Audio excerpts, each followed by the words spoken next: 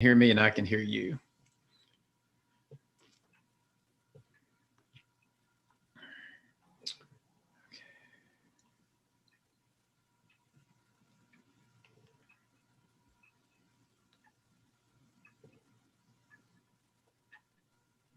All right, so we usually take the first 4 to 5 minutes to give people a chance to get logged in and get their technology working. And I think I've heard from everybody. So we're going to go ahead and get some of the housekeeping things out of the way.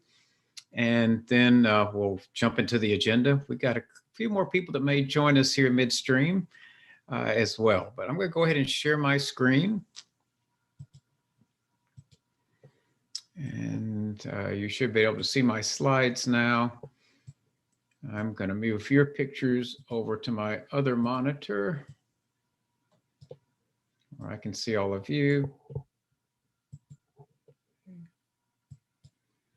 right, there we go. And I'm going to go ahead and mute everyone. And I will remute several times during the class, probably whenever I hear any background noise or echoing or other things that happen. So point there being, do check before you ask a question or make a comment, check and see if you're muted. And if you are, unmute. Don't need to raise your hand or anything. If you have a question, just unmute and ask away. That's not a problem. And I do have the chat open as well. So if your microphone is not working, feel free to go ahead and put that in the chat. But if your microphone's working, please do go ahead and just ask your questions out loud. That's way everyone else can hear your question and I will hear it on a timely basis as well. But Max is here from the Get Set Up TA group, and he's going to help me monitor the chat as well. So, all right, I think that's all the basic setup stuff. Let's go ahead and get started. This is Google Sheets Basics class. So this is the introductory to Google Basics. Thanks for joining us. My name is Wade Yarber, and I'll be the guide for the class today. Briefly about me, I'm from a small town in West Tennessee called Mason, Tennessee, close to Memphis. I have a PhD in psychology and have taught psychology off and on at different colleges, but most of my career was spent installing and training users on healthcare information systems. And what I love about teaching at Get Set Up is that I'm teaching people that are in class because you want to be in the class, you want to learn the topic, as opposed to being here because your employer told you you had to come to the class. I've had plenty of those. But that's what we try to do at Get Set Up, is create an environment where you can learn topics you're interested in, interact with other people that are interested in the same topic, as well as interacting with the guide who's teaching the class. So that is really the Get Set Up experience. The session is being recorded, and any participant can request a copy of that recording after class. To do that, just send an email to help@getsetup.io. Be sure to include the name of the class and the date you attended. I'm going to put that email address in the chat as well, in case you don't have that already.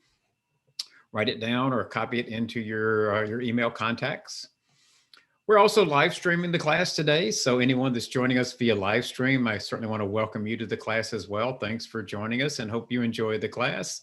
But I also want to remind you that the best way to experience a Get Set Up class is to register for the class at our website, and that way you can interact with the other learners and also ask questions of the guide. And finally, Get Set Up is not paid to promote any of the products or vendors that we train on. We are purely trainers. So in terms of agenda for today, by the end of the class, you should know how Google Sheets compares to Microsoft Excel. One of the assumptions of the class is that most people, if not all, will have a passing familiarity with Microsoft Excel. So we'll draw a number of comparisons back and forth between the two products.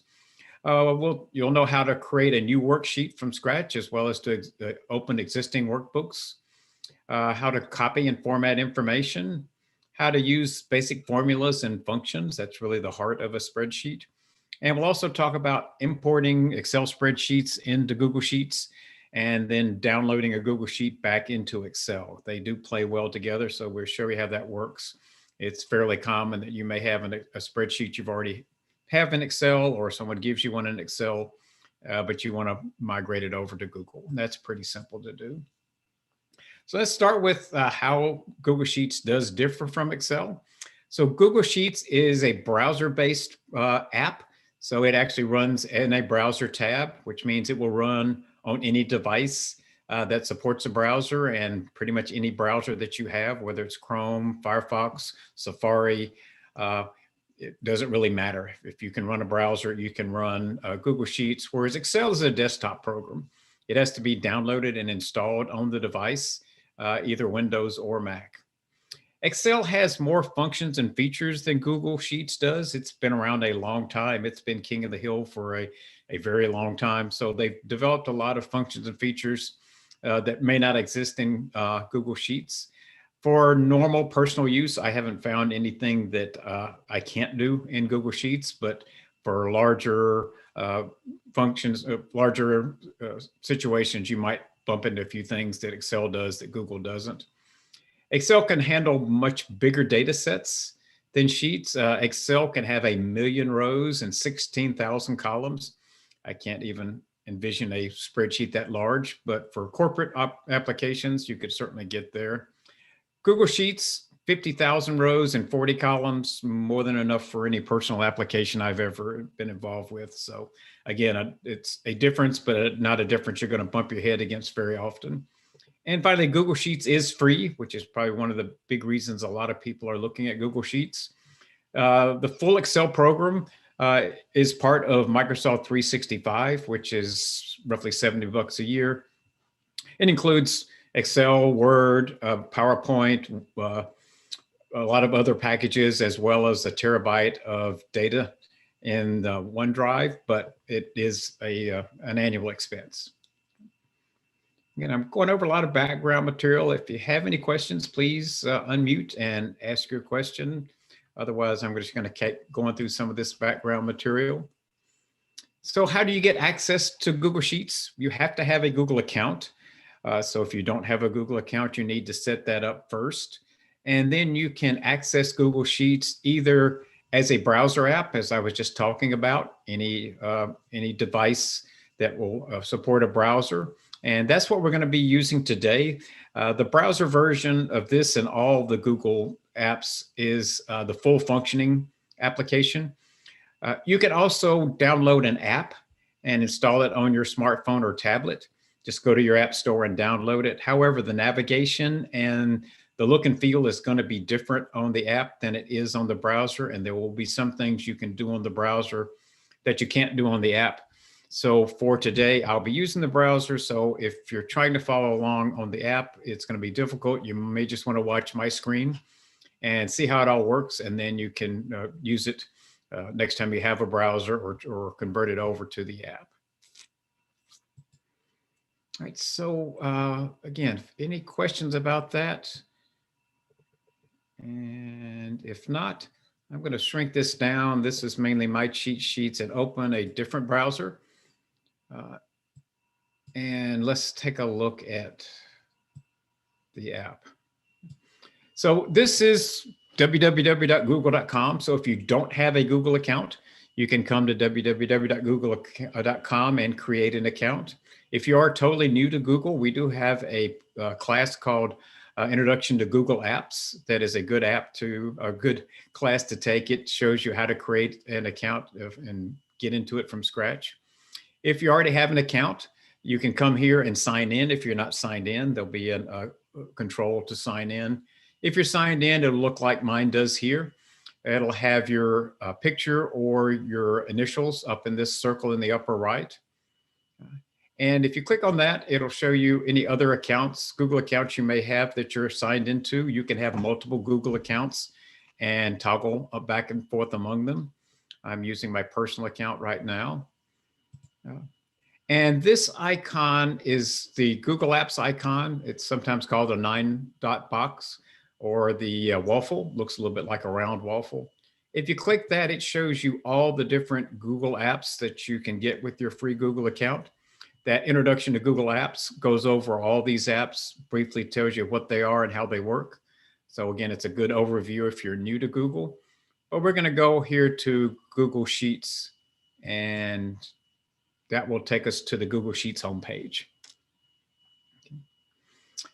So from the home page, there's basically two main sections. The top section is Start a New Spreadsheet. So if you either have not used it before, or if you want to start a new spreadsheet, this is where you would start. Down below, in the white section below, are all the sheets that you've worked on before that you can reopen and continue to work on. Let's start at the top. So you can start a new spreadsheet two ways. You can start with a blank one, and I'll click that just to show you it opens a blank spreadsheet, and you can get started from scratch. This is the Google Home icon. So you click here to go back to Sheets Home, which we're going to do since I'm not going to start from scratch at this point. The other way is to start with a template, and you may be familiar with templates from other applications. Lots of applications from different vendors use templates. Template is basically just a pre-formatted version of the document that takes care of things like setting up fonts and formats, and in the case of sheets, even some of the equations. It shows you a couple here, but you can click on the template gallery right here, and it'll open up the full template gallery. And you can see the types of templates that are out here: to-do lists, annual budgets, monthly budgets, calendars of various sorts, travel planners, wedding planners. So you can kind of scroll through this later. Lots of them are work related, project management related, education related. We're going to grab one of these just as a kind of a way to take a look at this. We'll start with the annual budget. Just look at this one. So to load a template, you just click on it. And it loads that template. The first section just kind of tells you a little bit about it. And then there's different tabs down here. These are called sheets. So you can have your spreadsheet broken into multiple sheets. So like, for example, here are the expenses. Here's income. Here's a summary sheet where it brings all the information together and does some graphs and things.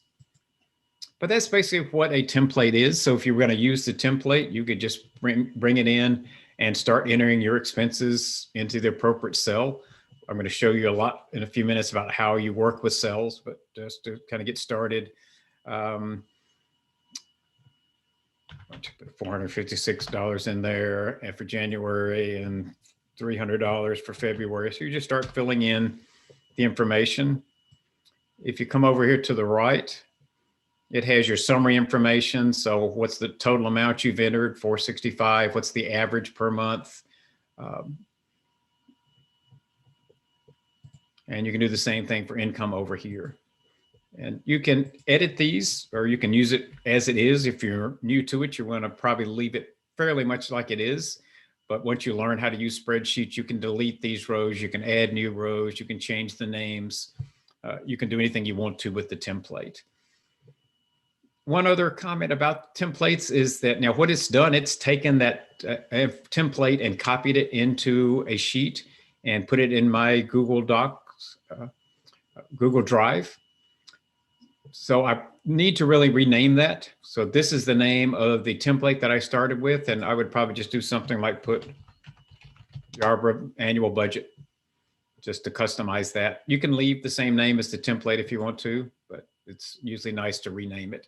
And that's all you have to do to rename a sheet that you're working on. Questions about starting from a template?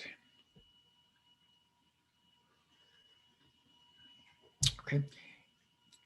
To go back home, you just click here and it takes us back to the home page. So the lower section shows you all the sheets that you have worked on before or that you have access to. And there's several ways you can sort and organize these, because after a while, this will get to be a fairly long list. So one way is to filter that list by who owns it. I've got mine filtered to the ones that are owned by me. You can filter it by ones not owned by me. People can share their sheets with you. You can share your sheets with other people. I'll show you how to do that later in the class. But these are all sheets that have been shared with me. This one is owned by Hannah Carpenter. and she has shared that one with me. I can open it and I can do whatever she's given me privileges to do. I can edit it, or I could only view it depending on what she's let me do. This little icon here tells me it's a shared document. I could filter it by owned by anyone. So this will show me all the documents I have access to. If it's owned by me, it says me here. If it's owned by someone else, it has who owns it over here. And again, this icon shows it's shared. So this is a document that I own, but I've shared it with somebody else. The other thing you can do is to sort the list. So this filters it, and I'm going to change it back for now to be, I'll leave it there. I usually have mine set just the ones owned by me, but we'll leave it there for now. You can sort the list, and these are your sort options. You can sort it by last opened by me, last modified by me, last modified by anyone, or by title. Sometimes it's nice to sort them by title. If you know the name of it and you're trying to find it, that's the fastest way. I'm going to put it back to last opened by me. Okay. Questions?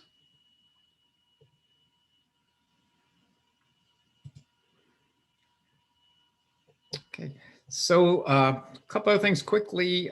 You see, anytime you see a triple dot, you should click it. This allows me to rename this document, delete it, remove it, or open it in a new tab.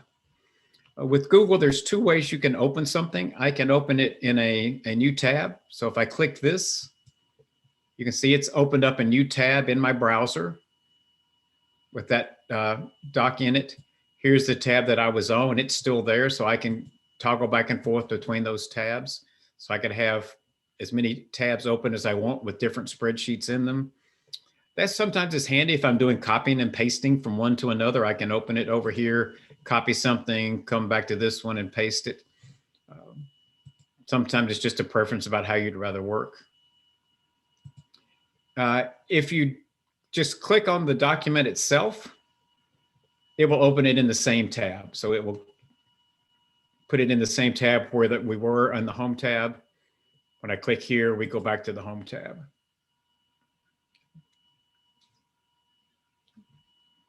All right. Questions before I move on? Wade, where does the available offline go? Available offline. It was in the three dots. One of the options was available offline. No.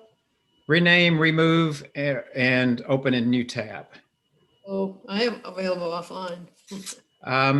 There is a Chrome extension that allows you to have Google Docs offline. Are you using Chrome?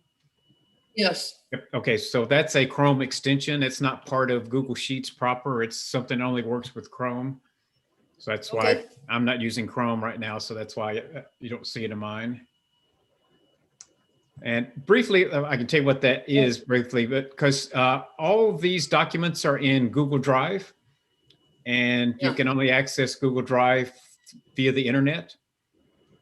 But if you're, let's say you're going to be going somewhere and you want to be able to work on your spreadsheet on your laptop while you're not connected to the internet, that Google extension, that Chrome extension will let you put the file on your laptop and work on it offline. But that's not part of Sheets proper. Okay, thanks. Yep, sure. That's a nice extension. The Google Chrome, the Google Sheets, does that work like Excel as far as like when you're doing a spreadsheet for formulas? Does it work like that? Oh, we're gonna go there. In fact, we're gonna go there next. Okay, thank you. Because I'm going to go ahead and open up a sheet. So we kind of talked about managing the file so far. Let's actually get into one. And I've created a spreadsheet for the class today. So here's the Google Sheets 413 class sheet. So I'm going to open that. And so this is, the actual editing window. If you're familiar with Microsoft Excel, it has a ribbon. This is the same concept. So each one of these is a tab. It shows you the editing commands, the view commands, the insert commands, just like Excel does. It doesn't have the boxes underneath the groupings. It's a little cleaner interface. Rather than having the boxes in the ribbon, it has an extended shortcuts bar here. And you can see there's a lot of different shortcuts. These are all things that are up here in these different tabs, but Google pulls them down here where you can get to them quicker and easier. And most of the things you're going to be doing, you can get to right from here. You'll notice a triple dot. I always say if you see a triple dot, click it. These are additional shortcuts. The reason I've got the triple dot is because I'm not full screen. If I came open full screen, I could have all my shortcuts. But since I'm wanting to also see my cheat sheet over there, I'm narrowing the window down a little bit. So to get to those, I just have to click the triple dot. So all spreadsheets work on the concept of cells. You work in cells. That's the only place you can enter information. So each cell is the interface of a row and a column. So this particular cell is cell C8. It tells you up here what cell you're in, which is sort of handy. You don't have to do what I just did and look to see where things are. But that's where you put information into a spreadsheet. And the different types of information you can put into a spreadsheet are numbers, text, dates, and formulas. We're going to talk about each one of those. One thing that's unique and different with spreadsheets than with word processing is that what you're seeing in the spreadsheet has been formatted. So for instance, I'm seeing 5.24 here. If I click on that cell and look up here to the formula bar, it shows me what the real contents of that cell is. That cell really contains 5.238456. I formatted to only show me 2 decimal places. So that's what I'm seeing here. So what you see in the cell and what you would see if I printed this spreadsheet isn't necessarily the exact contents. Now I can double click on the cell and it will show me the full contents. But unless I've double clicked, I'm seeing how I formatted it. If I want to show more decimal places, I can click here. If I want to show fewer decimal places, I can click there. But that's all formatting. So you have to kind of get the idea that what you're seeing is not necessarily what is in the cell. Okay. And again, if I go too fast, please stop me. But those are numbers and how you would basically format numbers. We'll talk about more formatting in a few minutes. Text is just text, and text, pretty much what you see is what you get. Text left justifies by default, numbers right justify by default. You can change that. Dates are really a special type of number, but I kind of break them out since they are somewhat different. Same thing, if I look here, I see Thursday, January 2nd, 2020. If I look up here, the real contents of what I've stored is 1/2/2020. This is a formatting of that information. Again, double click and I can see the actual contents, and it actually puts it on a calendar format for me. If I want to change it, I can pick a different date. If I want to change the formatting, I can come up here to this icon, which is more formats. And I can come down to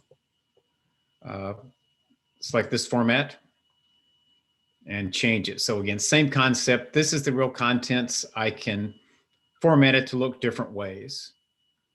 And another handy little control is up here is undo. Anytime you do something you don't like what you did, just click here to undo it, put it back like it was. And then the last thing is formulas. And this is where it starts to get more complicated in the true magic of spreadsheets.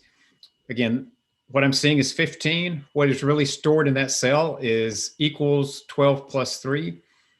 So formulas are like a calculator is the way I usually describe it. So if I was using a calculator to figure out what 12 plus 3 is, I know you could do that in your head, but I would type 12, hit the plus on the calculator, hit 3, hit equal, and it would give me 15 on the display. Works the same way, except you start with equal. Formulas always start with an equal, and then you put in the formula. Questions about anything in here so far? Okay. let's talk more about formulas, if not.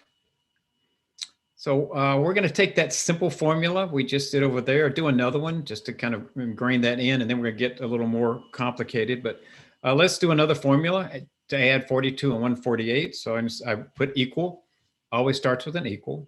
42, hit the plus sign on the keyboard and type 148. Hit enter on the keyboard and at 190. And again, I can click here to see the actual contents. There's my formula. I can double click here and see the formula as well. So that double clicking still does the same thing. You don't do this very often in a spreadsheet. I mean, you're not adding numbers. You're typically working with cells. So you're going to, normally you would do something more like this. I want to take the contents of B3 and divide it by 10. To do that, I would hit the equal sign. And I could type in B3, or I can just click on it. I find that's easier and less apt to error. And then divide it by 10. I just do the divide, which is a slash, type 10 on the keyboard, hit enter on the keyboard, and there's my answer. And again, indeed, 190 divided by 10 is 19. There's my formula, equals B3 divided by 10. As you probably guessed by now. So this is a formula that has cell references and numbers embedded in it. You can have combinations of those. I can have a formula that is only cell references. If I want to subtract B3 from B5, equals B3 minus B5 equals to 171. So in this case, my entire formula is referencing other cells, which is really what you're primarily doing in spreadsheets. You're referencing other cells in the spreadsheet.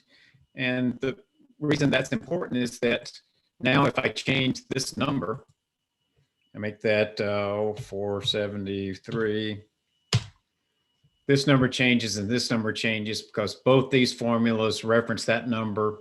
When that number changes, everything that references that cell in the spreadsheet recalcs.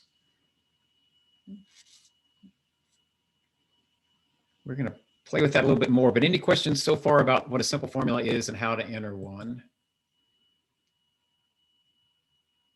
If I want to edit it, I can edit it up here. So maybe, or I can double click here and edit it down here. Just like any other contents of a cell. A formula is just different contents in a cell. Do the same thing here with the decimal places. Okay. I mentioned that dates are really math. Dates are numbers, so you can do math with dates as well. So if I want to know how many days is it from the 4th to the 24th, I can just say equals this date minus this date. And it tells me it's 20 days from December 4th to December 24th. You can do that in your head, but it just shows you can do math on dates, which is very handy in formulas because you would do that lots of times. I'm going to show you a couple of shortcuts in terms of setting up tables. And then we're going to jump in and look at some tables. But when we looked at the annual budget, it had months across each one of the cells, starting in January going to December. That's very common. Those are called cell headers, and you're usually looking at things across time in tables. So if I want to do that with days of the week, I could type Monday here, then I could type Tuesday here, then I could type Wednesday here. That's pretty tedious. What you can do is type in the first date, grab the bottom right corner here, drag it across, and it will replicate that across. I need one more. I'll add one more. Now I've got Monday through Sunday without having to retype everything. Since dates are numbers, it doesn't matter how it's formatted. This is just different formatting. I can do the same thing, drag that across, and it also works with months.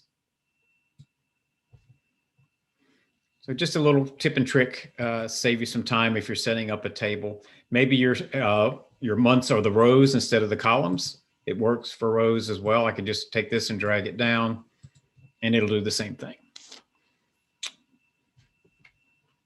Right. Questions from anyone before I move on? Okay, Great. So let's start working with a real table. This is more similar to what you're typically doing. This is a simple table. This is Wade's Math Club members. So each one of these people is a member of the math club. These are the column headers: full name, what tier they're in, their monthly fee, and percent of total, which we don't have yet, but we will. So we're going to work on that table. And the first thing I want to do is to get a count of how many members I have. And yes, I can count them here, but let's say I've got over 200 members. I wouldn't be able to count them. So I'm going to use what's called a function. And let me catch up with myself here. And so a function is it's like a formula, but it's like a templated formula. And the way functions work is, again, you start with an equal sign, but then you put the name of the function and then the range of cells you're going to work on. So this particular function would say, sum up the contents of cell A1 through A20 and give me that answer. So I'm going to show you several different functions. I'm going to first do a function to count how many members I've got. My functions are up here under this icon for functions. So I can just tap the little down arrow here and select count. And it puts the function down here. I just have to fill in this part. Now I could type B4 colon B8, or I can just use my mouse in the left, hold down the left mouse button and color in the area I want and hit enter. And it gives me my answer. 4 is the answer. Here's my function. Count B4 through B8. Let me do a couple more in case you're not familiar with functions. The other thing I probably want to know is how much money did I take in for that month. So I want to sum up my monthly fees totals. So I click on the cell where I want the answer to be. Come back up here, grab sum.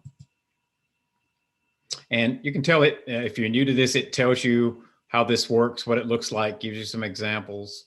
In this case, I'm just going to, again, tell it the range of cells I want it to sum up and hit enter.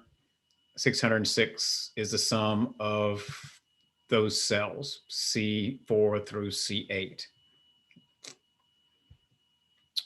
I may also want to know what's the average amount that each member is paying. I can put that answer anywhere I want to. I was putting these under the actual column, but I could put it over here. Come grab the average function.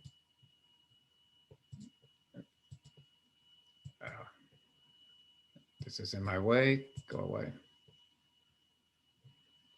And do this again, it's gotten in, brought it up in my way so I couldn't grab it.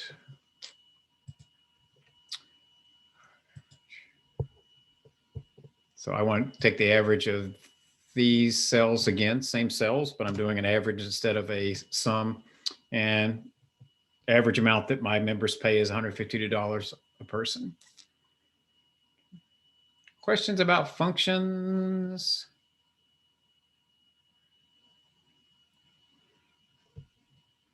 Okay. I'm going to show you one more formula. This one's a little more complicated than the other ones we did, but it's a handy one because it's a percent. And lots of times you're calculating percents in tables. So in this case, I want to know what percent of my total monthly revenue did John Doe contribute. So I'm going to put in my formula here. I'm back to formulas. It's an equal. And so the formula is what John Doe paid divided by, which is a slash, the total of all members. And it's 33%. Sounds about right. Okay. Now there's two ways to copy a formula or a function. One way is to grab the little bottom right corner again, where it has the little blue box. Your cursor changes to a plus sign. So I'm going to grab that and copy it down. And it copied it, but this doesn't look good. I got a problem here. I've got an error. I've divided by 0. So what has happened when you copy a formula, it increments both arguments. So up here, it was C4 divided by C10, C4 divided by C10. When I copy it down, it increments each of those. So now it's C5 divided by C11. C5 is what I want. I don't want C11. I want it to stay at C10. So you have to anchor that denominator and say, don't increment the denominator, do increment the numerator. So I'm going to come back up here, and this is just kind of a rote memory thing. If you use Excel, it's the same, luckily. You put a $ in front of each of the letter and the number. And that basically is saying, don't change the row and don't change the column. Grab that one cell. So I'm going to copy that down again. And this time it worked. So that's how you can anchor a part of a formula. And then real quick, if I want to check and make sure this is right, it looks right, but I tend to be suspicious. I want to just double check it. I could do something really quick, like going up here and quickly doing a sum, because that should add up to 100. If I've done it right, and it does, so it's 100%. So I know my formula works. Now, one of the important things about spreadsheets, the power of the spreadsheets, is that as you change things in your table, all these formulas and functions automatically change. So maybe I see June isn't paying near as much as anybody else, so I raise her rate to 125. Everything recalcs. I add a new member.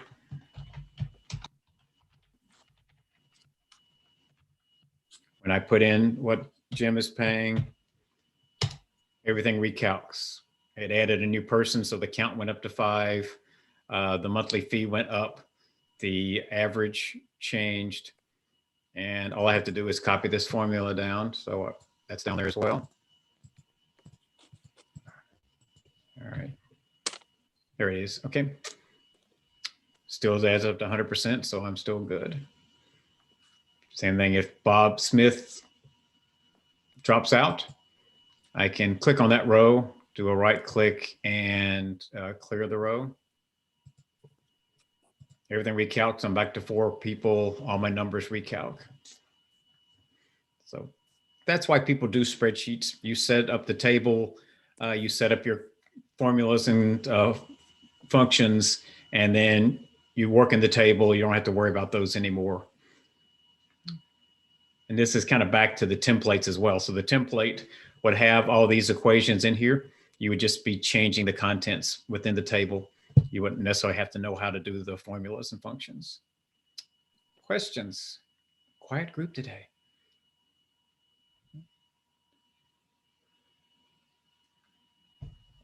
Okay, no questions. We're going to move on to the next topic, which is formatting.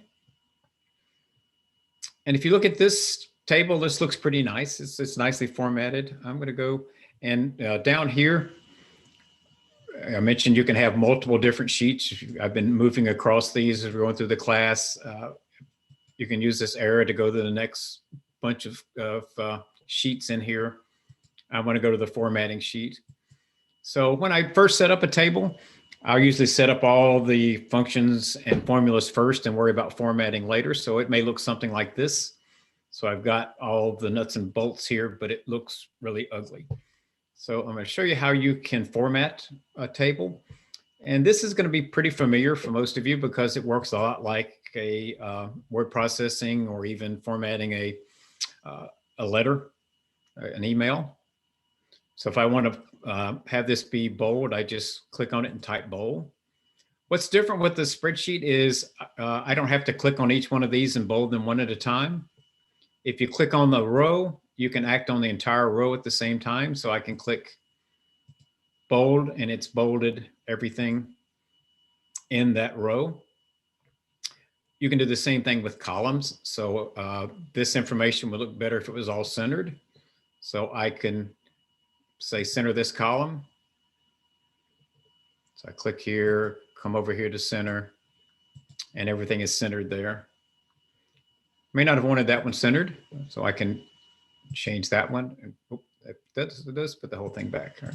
So I can just change that one and put it back being right justified. So that's working on rows and columns. We can format the contents. So this is the monthly fee. So these are all numbers.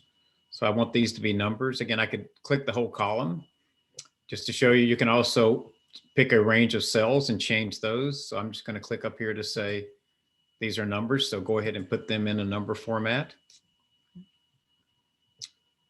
Now it changed these. I don't want these. These are percentages. I'm going to click the whole column again and say these should be percentages.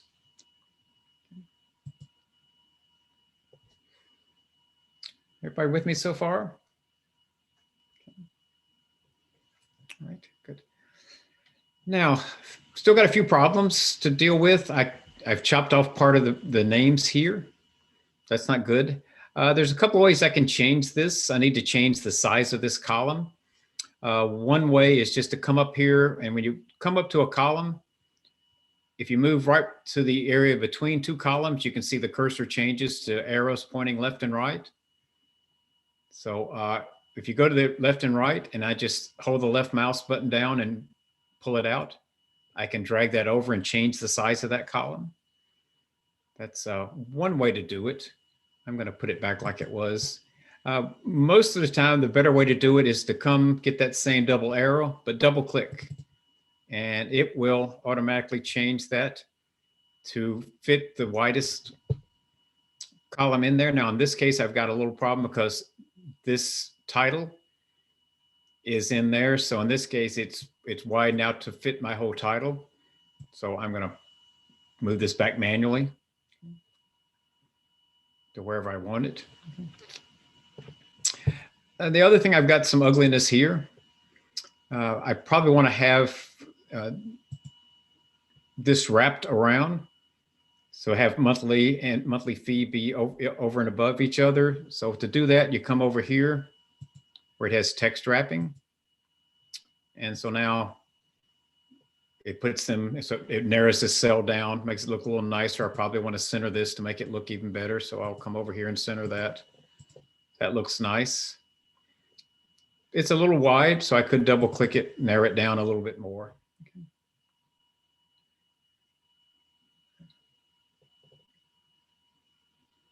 So, questions about formatting so far?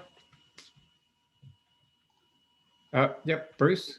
Yeah, I missed what you did, how you formatted Wade's Math Club members without affecting the other columns. Oh, I just manually changed the width of the column.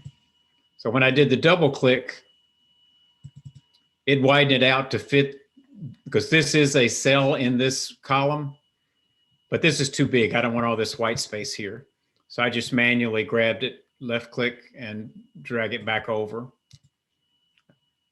to make it fit. We're going to work on that one a little bit more. In fact, why let's go didn't it back. affect like row one? Why didn't it narrow row one? Where? Oh, it does. This cell is empty. If there was something in here, it would chop it off. So if there's nothing in the cell beside it, it will extend over. But if there's something in there, it's going to chop it off. So I'm going to clear that back out. I just do it this way. But while we're talking about the heading though, this would look better, one, if it's bolded. So let's bold that. And I probably want to make it a little bit larger. So I can pick a different font size, make it a 14 instead of a 12. If I want to change the font itself, I can change the font to be a different font. So a lot of the same things you can do.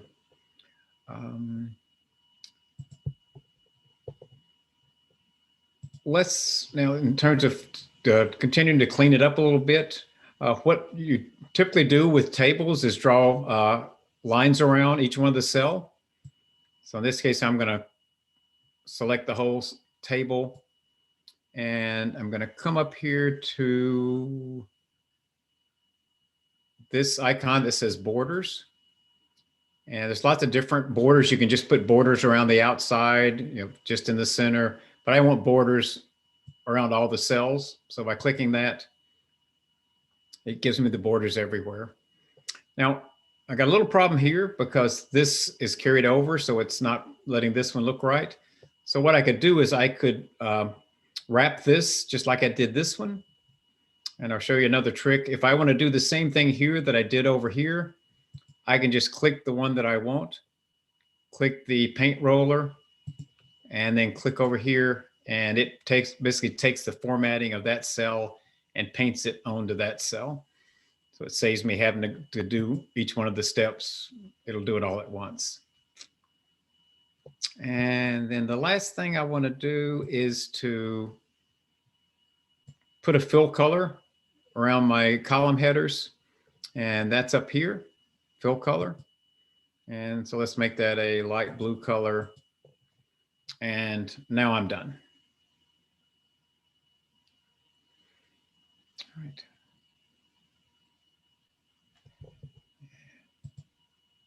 All right.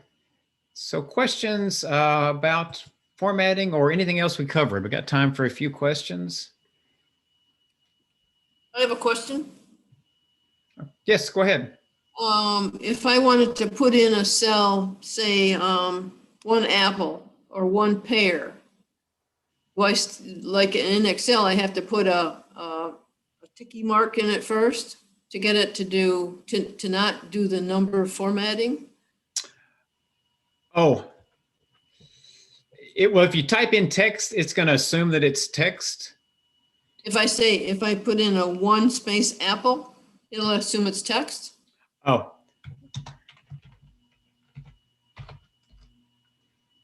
Yeah, okay. Yeah. Okay. in that case it did. Now if I wanted to put in 12, but I wanted it to left justify or want it to be as text, then I've got a problem. And I think this may be different. This is different between Excel and, but you can, nope, it's going to actually carry that double quote over. So, yeah. But what I typically do if I have a 12, but I want it to look like text, I just left justify it. Okay, So it lines up like it's text, even though it's really a number.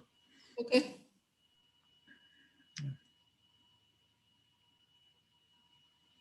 Other questions? There's one thing I.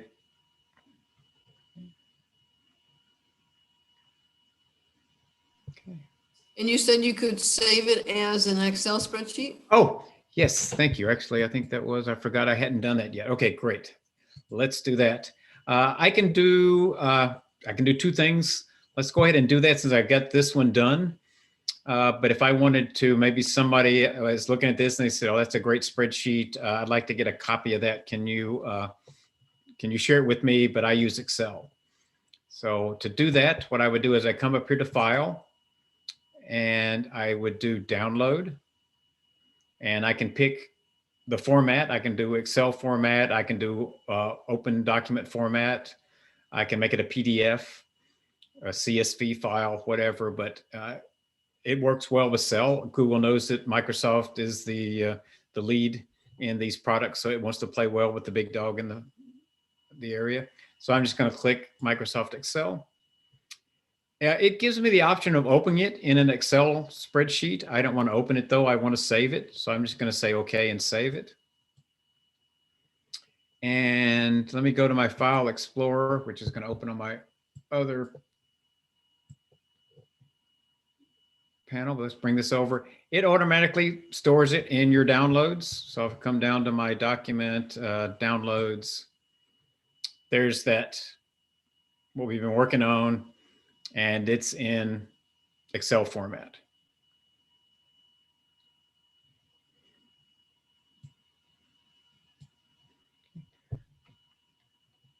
One thing I didn't mention, another thing, and then I'll show you how to bring in an Excel document.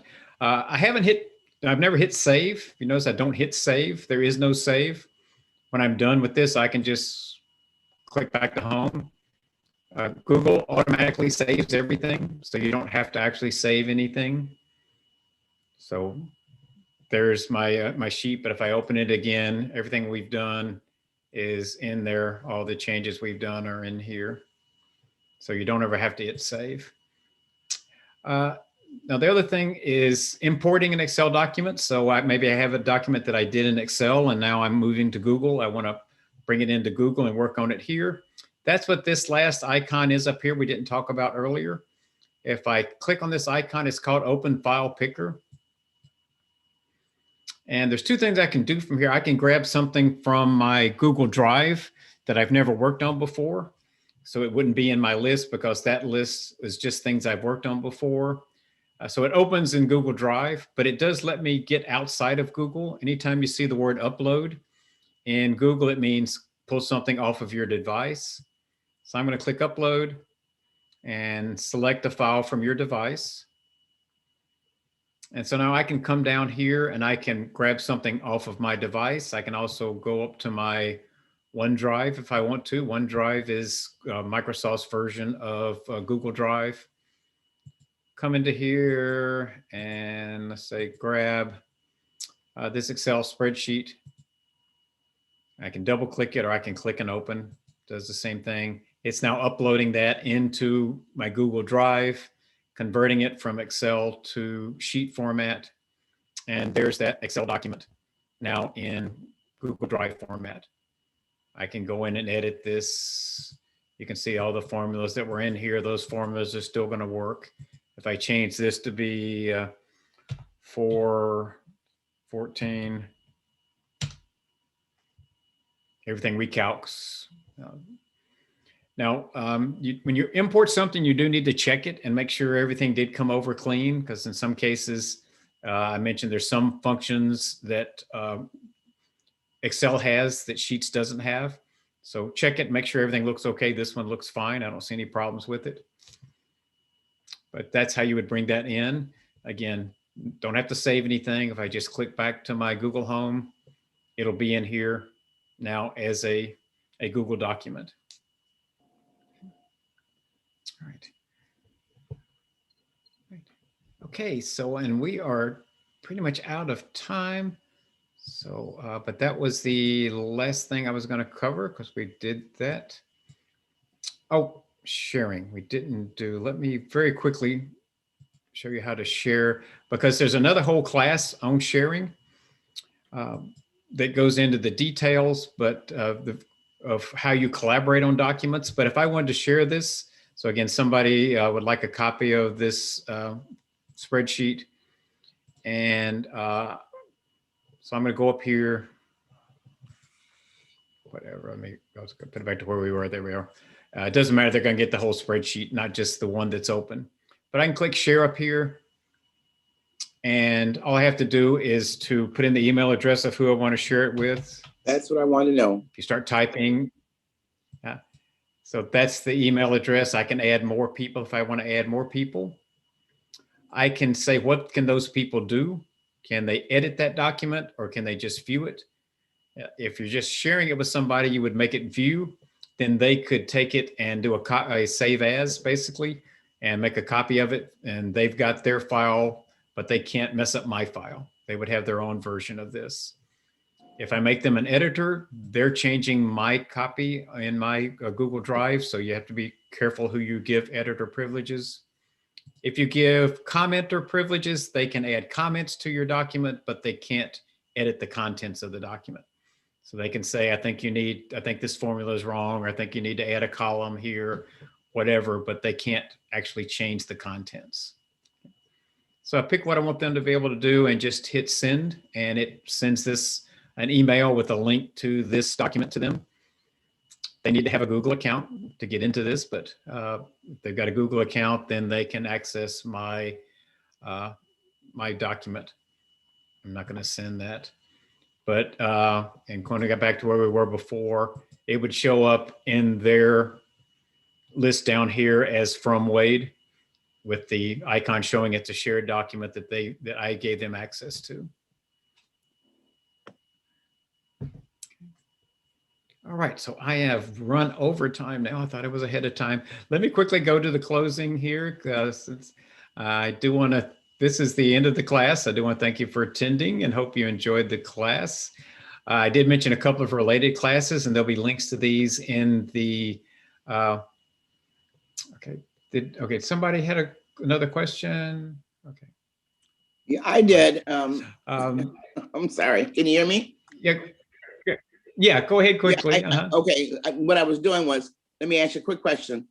What you just did, can you take an email and bring it over to that and put it on that format that you just had? Okay, what you just showed us. Take an email and put it into a spreadsheet. On a spreadsheet. You could copy and paste one in there.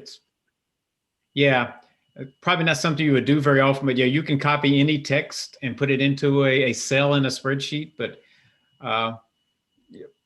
Would it yes, be the better answer is yes. It's not something you would normally do. Okay, would you do it better on a Docs, Google Doc sheet? I would use Google Doc if I was going to copy an email and put it somewhere in Google. I would put it in a Google Doc instead of a Google Sheet, and it would work much better. It would format much cleaner. Okay, thank you very much. That's all I needed to know. Thank you. Sure. Okay. Yeah. Okay, great. And so again, there are two related classes, that introduction to Google Apps, and then the sharing and collaborating, which picks up on this basic sharing that I showed you. There's a whole long class showing you how to keep track of who's edited what, if you give multiple people editing privileges, and which gets to be fairly complicated. So in closing, after class, you'll get an email with several sections in it. One is the notes section, and that section has links to some websites that have information, some of the things we covered in class today, some related things we didn't cover in class. Links to 3 other classes. If you want to take one of these classes, just click it. It'll take you straight to the registration page. Oh, in this notes section, there'll be links to those 2 related classes I mentioned. If you click that link, it'll take you straight to those classes as well. Click give feedback. It brings up our feedback form. And if you click view schedule, it takes you to our website where you can book another class, just to kind of complete the loop. If you're interested in that collaboration class, you can always search for classes. Just start typing the name here. And there it is, sharing and collaborating with Google. And there's that class. You can click here to book the class.